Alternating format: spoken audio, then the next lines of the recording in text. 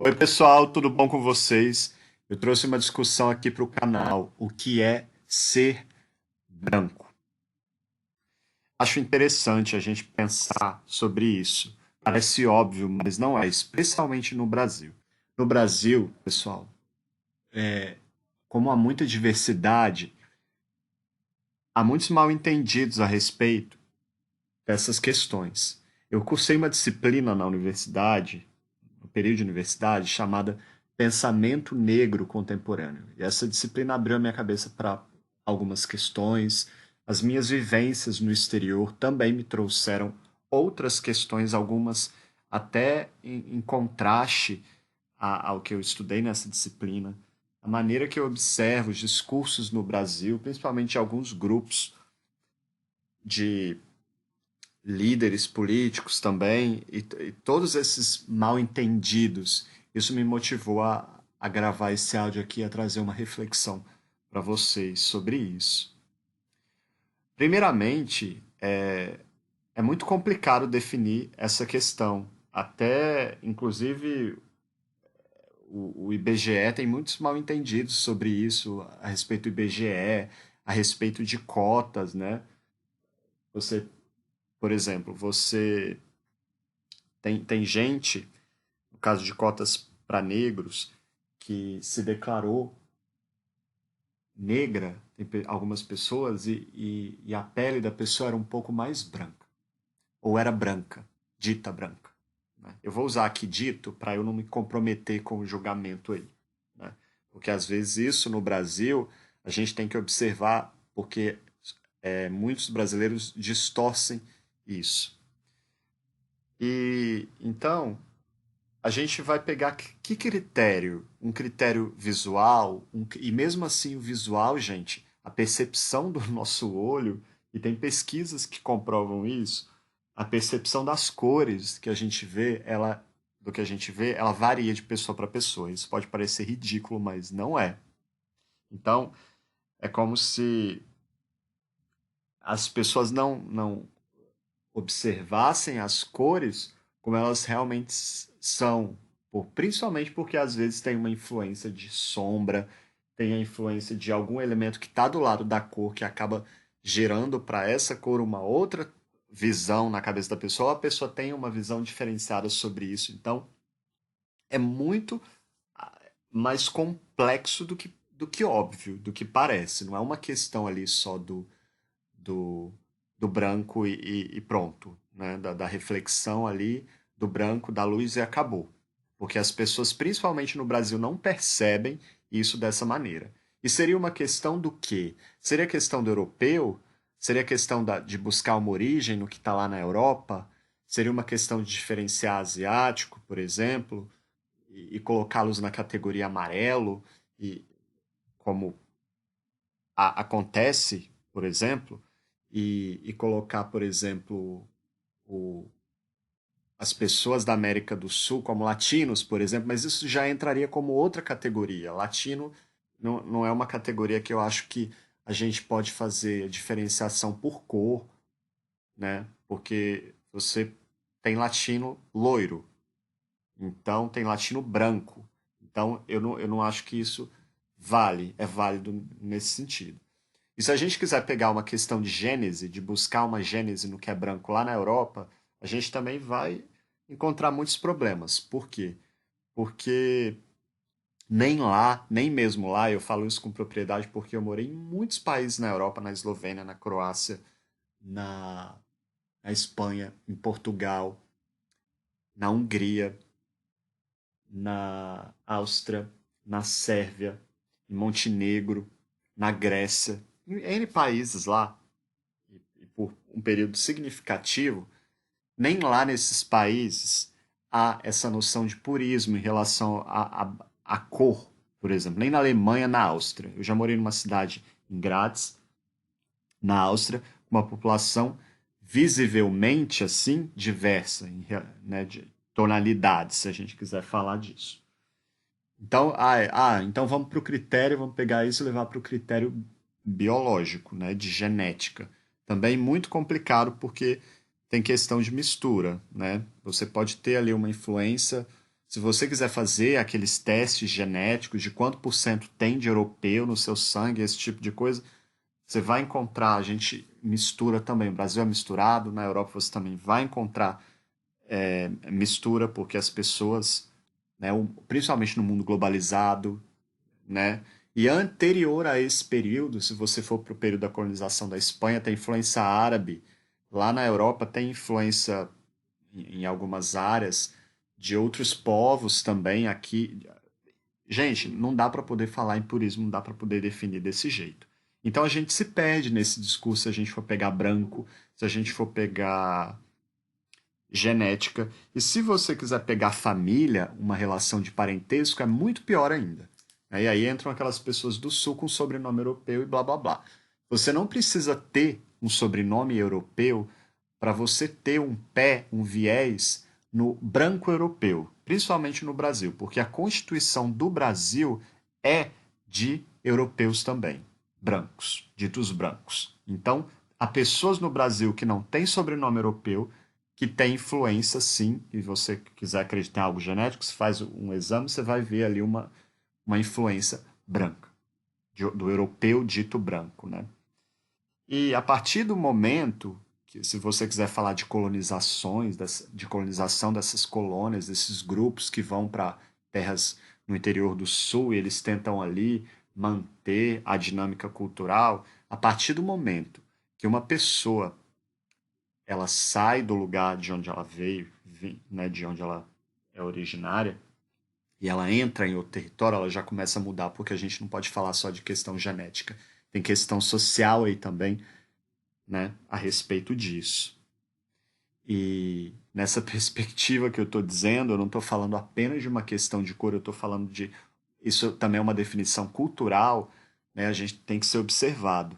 E a partir do momento que uma pessoa entra em território, num outro território, e ela se mistura, né, com uma pessoa, mesmo que veio dita lá da Europa também, o filho dessa pessoa que nasceu ali em território brasileiro, ele pode ter ali a característica física do, né, mas ele vai ser produto dali, gente. E aí culturalmente a cabeça dele vai ser já vai estar ali imersa, mesmo que a mãe e o pai tenha certa influência ali, até para manter as raízes, mesmo que ele fale a língua do lugar.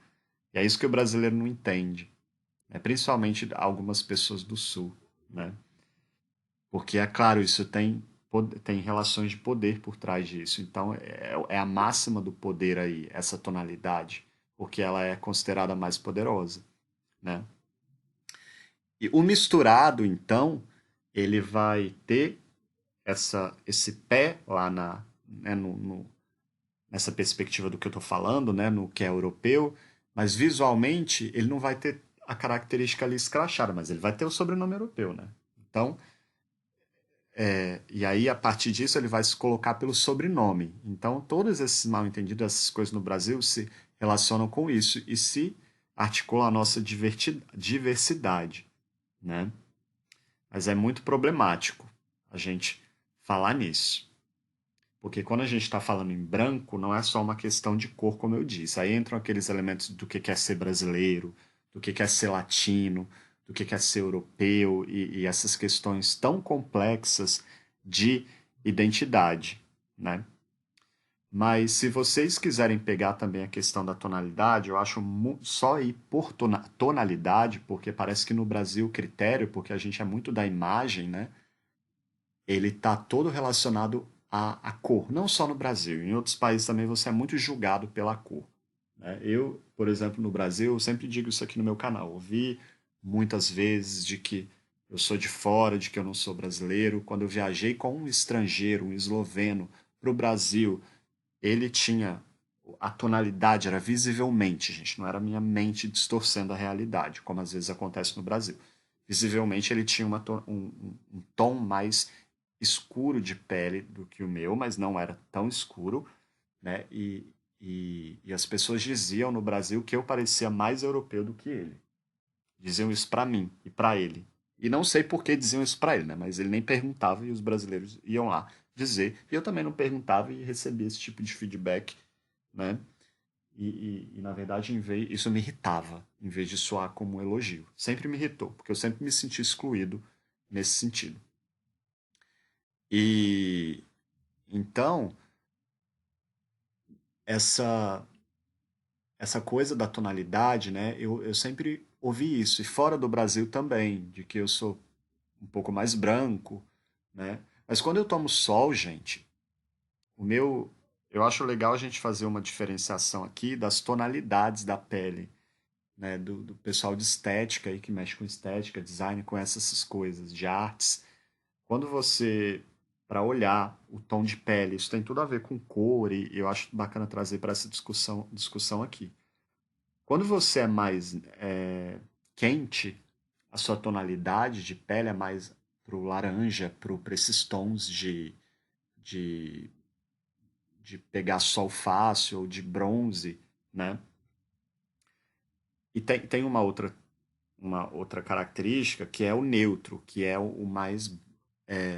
Você olha para a veia da pessoa, a veia está mais verde, então a pessoa está no tom mais, mais quente, de cores mais quentes e tem esse toque de calor. Você olha para as veias da pessoa, está num tom mais azul, dá um contraste mais com o branco, né? E tem pessoas que são neutras, que poderiam tender tanto para um quanto para o outro, né? Então, eu acho que pensar, se a gente quiser falar de cor, eu acho interessante pensar isso para desconstruir a noção do branco, desse branco puro. Porque se você olha, por exemplo, para Gisele Bündchen, tá, ela tem o sobrenome lá, Bündchen, né, que retoma algo europeu. Mas vamos tirar esse negócio de sobrenome porque cai por terra abaixo aí do que eu tô dizendo. Vamos pegar a questão puramente, exclusivamente da cor, né? Para eu trazer a complexidade disso para vocês entenderem. Ela tá mais para esse tom de quente. E isso retoma, por exemplo, se você quiser pensar numa categoria maior, como eu falei no vídeo anterior aí, o latino. Então é muito complicado falar nisso. A Xuxa também.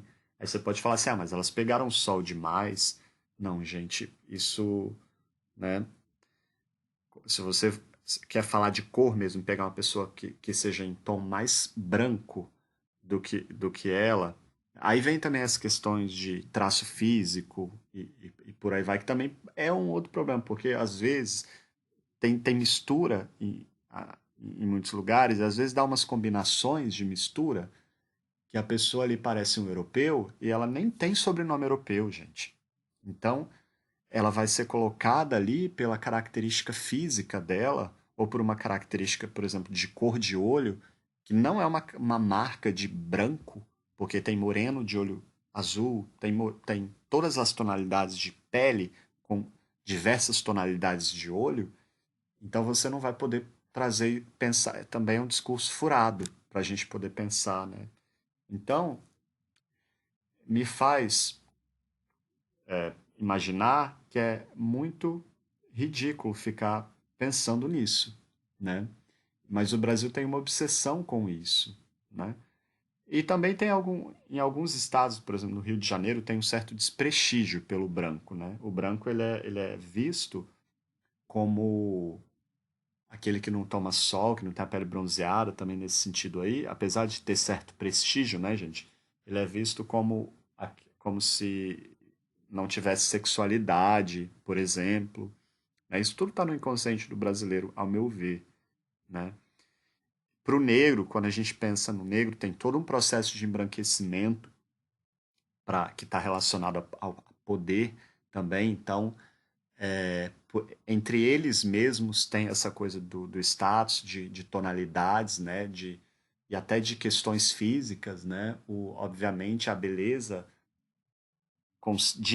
a dita beleza, né, está muito relacionada por aqueles que fisicamente, os negros, têm características mais próximas dos brancos, por exemplo, nariz fino, ou então que tem uma pele negra, mas uma pele negra numa tonalidade mais clara. E essas pessoas se dizem brancas, inclusive, e a própria sociedade brasileira os coloca como branco.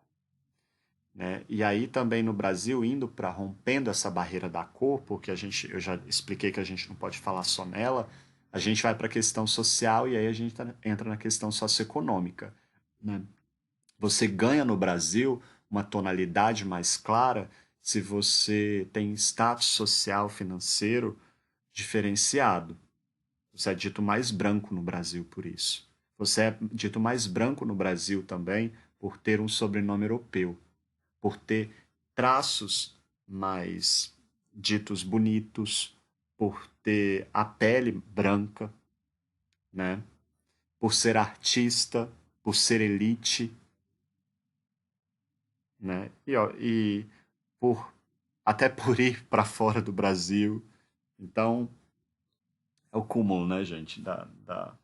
Achei interessante trazer isso para vocês, para desconstruir essa ideia do que. Porque não é tão óbvia como parece, uma questão de olhar e falar que é branco.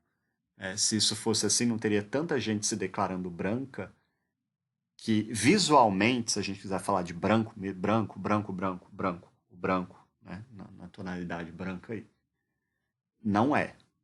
Né? Tá bem distante dessa tonalidade e entra naquelas pessoas que têm uma visão distorcida delas mesmas. E mesmo no branco, no Brasil existem várias tonalidades de branco. Não só para a pele, para tudo, gente. Existem vários tons de branco, né? Então, o que seria? Seria o máximo? Seria o puro? Seria o branco combinado com o olho azul? Seria o quê? Né? Isso não é uma coisa que a gente vai encontrar uma resposta, que deveria se buscar uma resposta. Isso é uma coisa que tem fatores sociais de poder atrelados, né, a essa discussão. E acho interessante você pensar sobre isso. Né? Mas também não acho interessante a gente colocar o brasileiro numa categoria só, né? A gente pode generalizar para algumas questões, por exemplo, falar que o brasileiro é de maneira geral latino, mas a gente tem que deixar ele latino dentro da sua diversidade, considerando que tem o loiro ali, né? Que tem o moreno, que tem o negro, porque senão a gente vai retomar padrões visuais sempre na Europa. E aí o loiro e o branco no Brasil, ele nunca vai ser visto como produto nacional. E isso daí vai gerar N problemas em relação à nossa identidade, em relação e a respeito às relações sociais, né? E toda essa confusão de conceito que a gente tem aí. Um abraço a todos, tchau, tchau.